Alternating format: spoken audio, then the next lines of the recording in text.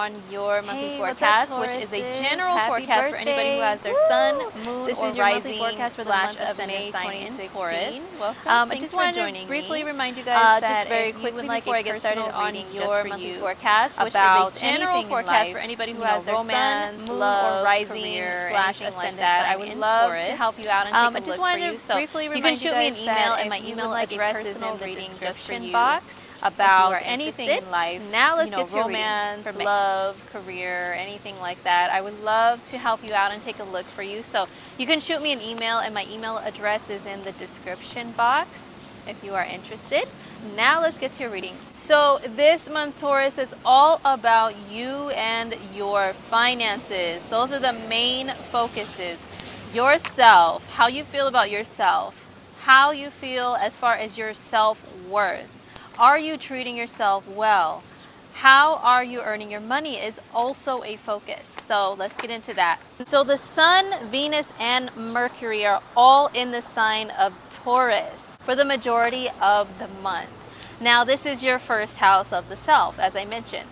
The Sun and Venus are really, really great energies to feel refreshed and revived, because the first house is like when you're first born. This is how you approach the world. This is how you see everything and how you feel fresh and brand new, right? So when the Sun and Venus are there, it's a good time to feel really good and maybe do some things to change your appearance to make you feel good about yourself. Maybe go shopping a little bit, especially because you're going to have some second house energy at the same time, which I'll talk about in a little bit. But maybe get something done with your hair, your appearance, just anything that will make you feel brand new, transformed, ready to take on the world, ready to take charge, and put those horns out and say, you know what, this world is mine, it's my time. So feeling fresh and energized and getting things started, because the first house is a house of initiation of brand new things. So if you want to start a brand new project or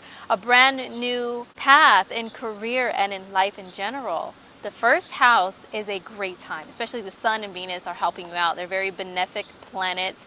And also Mercury is there. Mercury is retrograde up until around the 24th of May. Now, Mercury retrograding your first house, it can make you go a little bit crazy and make things a little bit more difficult for you as far as communication, as far as how you physically move about, as far as thinking. I mean, it's in your sign. It's in Taurus. So, I mean, it's just going to really affect you to where things that you try to initiate may be a little harder to do, but you will be absolutely fine, Taurus, as long as you read the fine print of things and read things over and over again to gain a very clear understanding of what it is that you're trying to do or what you're trying to accomplish or what it is that you're reading. Whatever it is, just go over it many times to make sure that you really know the deal, okay? And it's not always, well, it's Mercury retrograde, so don't do anything at all. It's recommended that you do kind of try to wait. But if you can't wait, you know what? Don't hold up your life for little old Mercury, okay? Life still goes on. You still have to do what you got to do. But just be very cautious and make sure you have a clear mind and a very clear understanding of everything. On the 6th of May, there is a new moon happening at 16 degrees Taurus. This is in our sign, in Taurus, in our first house of the self. Now this new moon is, new moons bring new beginnings. They can kind of clear things out of the way to make room for something brand new. And it can be a time for a fresh start, so you got the Sun helping you out, Venus, Mercury, then this new moon is going to happen. Now this new moon is making some good aspects to Pluto, which is the planet of transformation, very deep, profound transformation, like becoming a brand new you, rising out of the ashes like the phoenix bird. That's the energy of Pluto. And also it's making a positive aspect to Jupiter, which Jupiter is going to start moving forward this month. Okay, so when the new moon happens, Jupiter is beginning to go forward again. And so you can go forward with anything that you would want to expand on in your life. Now, Pluto is in your 9th house of education and your belief systems and travel. And also Jupiter, which is a planet that is a similar energy to the 9th house, okay, because it rules Sagittarius, and Sagittarius is the 9th sign in the 9th house. They all go together, right? They mean the same thing. So because Jupiter is in your 5th house, this is a house of creative projects and activities that are very fun for you and true to your heart. Like, they make your heart just fill up with so much joy and excitement. There are some great opportunities for really accomplishing things in regards to creativity, in regards to traveling, in regards to expanding your mind, okay? Expanding your mind, learning something that will enhance your creativity and your business. If you own your own business, you know, the fifth house can represent anything that you create from scratch. So that can be a business, it can be a project, it can be children, you know. So the new moon is making these great aspects. So it's a great time to manifest brand new things in any of those areas of life. So the emphasis on your second house of earned income and self-worth and material possessions and money is being activated and highlighted towards the end of the month, because that is the sign of Gemini. Now the sun is going to move into Gemini on the 20th of the month, and then Venus will follow shortly on the 24th, moving into Gemini as well. So Sun and Venus in the second house.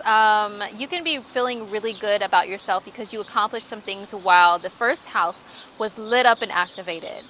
You could have maybe accomplished some new career goals, and now because of the second house being activated, you're earning some more money, or you're happy with what you're doing to earn money.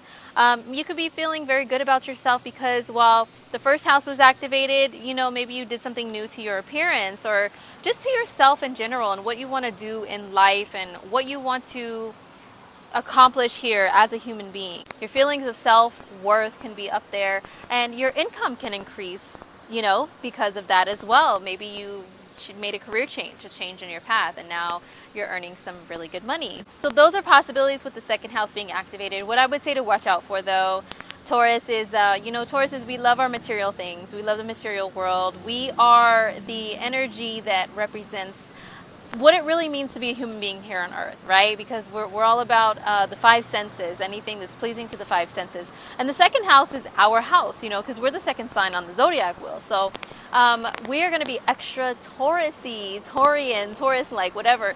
And we may feel like spending a little bit more money. As much as we can be earning while the second house is activated, we can be spending as well. So just be careful in that area. If this is not something that you want to do and you're really trying to stay focused on goals, then I would say, you know, be careful with the spending during this month. But if you can afford to, you know, if that's not a problem in your world, then yes, definitely live it up, especially because this is our birthday month, okay? Even though the second house is activated during Gemini season, this is our birthday month, you know? We can celebrate the whole month and go shopping and things like that if that is something that our bank accounts allow, or lifestyles allow, you know, we can definitely do that. But yeah, just so watch it with that though, Taurus. Especially because our 8th house is also activated. The 8th house is the house of joint income. It's income that you share with a partner. It is an income that you share with a business partnership. Like if you have people working under you and you're like a, you know, like the 8th house is like an energy of power, okay, of financial power, like being a boss, like a CEO, like having a corporation that you work with, or that you have like people working under you and for you, and you earn income, like you gain revenue from people working underneath you. That is 8th house energy. Or it can be you get supplementary income, like say from a settlement or from taxes, or you know, from the government in some sort of way. That's also the 8th house. But yeah, joint finances is very commonly represented by the 8th house. So don't be too spendthrift to where you and a partner get into a disagreement over money, okay? Especially because Mars is going retrograde and Mars is still in your 8th house.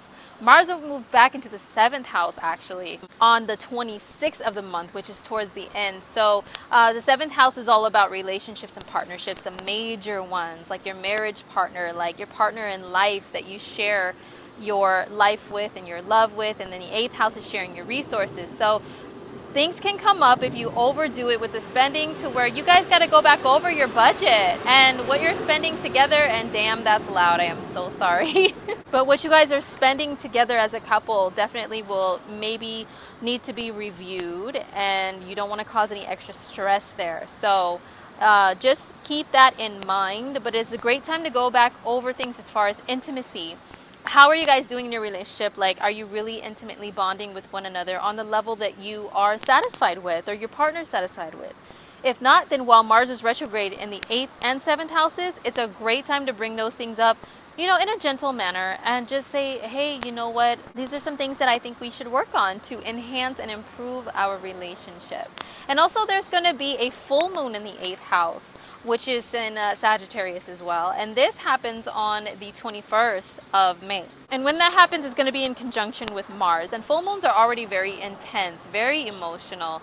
And when it's in conjunction with Mars, the planet of war and aggression, ooh, child, you need to watch yourself with your relationships and how you guys are handling your money, and really make sure that no major problems come up, or any you know, quarrels come up. And this could be shared resources also, not just money. It can be property that you share. It can also mean like divorce settlements, or alimony settlements, child support, custody. Those things can be represented by the 8th house as well. So you know what, just keep that in mind, that it can be very intense, you know, and don't try, because Mars is retrograde, I wouldn't say don't initiate battles, okay? Don't initiate.